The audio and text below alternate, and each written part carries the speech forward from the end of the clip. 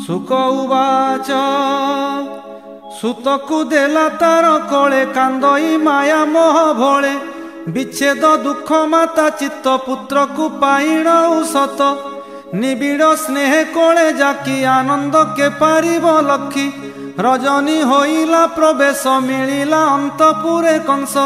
शीतल मन ही सारिला सुखे पलंके विजे कला तक्षणे मिलिले नारद आनंदे कले बीणा नाद दक्षिण तेजिला शयन प्रणाम कला कबहन निज आसने बसाइला विश्वासे चरण चापिला